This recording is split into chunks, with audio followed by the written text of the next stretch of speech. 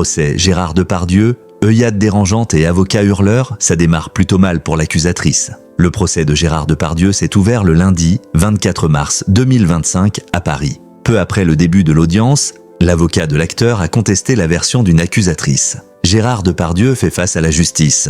Le lundi 24 mars, son procès s'est ouvert devant le tribunal correctionnel de Paris. L'homme de 76 ans est accusé d'avoir agressé sexuellement 2 femmes en 2021. Des faits qui seraient survenus lors du tournage du film Les Volets Verts de Jean Becker. La première plaignante, Zamélie, occupait le poste de décoratrice ensemblière sur le tournage. Le 10 septembre 2021, Gérard Depardieu l'aurait agressée violemment dans un couloir extrêmement étroit d'un appartement où était tourné le film. Dès le début de l'audience, Jérémy Assou, l'avocat de l'acteur, a cependant contesté sa version des faits. Gérard Depardieu aurait agressé Amélie alors qu'il se trouvait à côté d'un homme. Pourtant, celui-ci ne l'aurait pas vu la serrer entre ses jambes.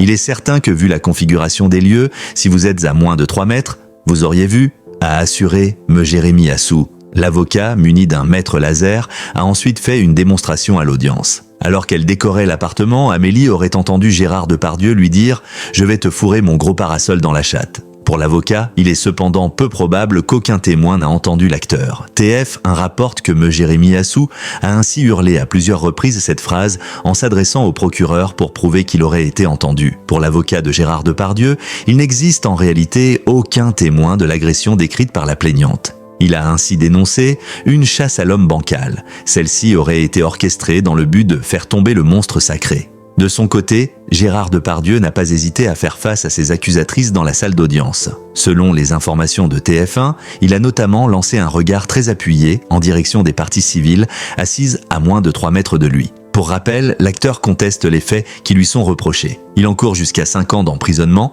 et 75 000 € d'amende.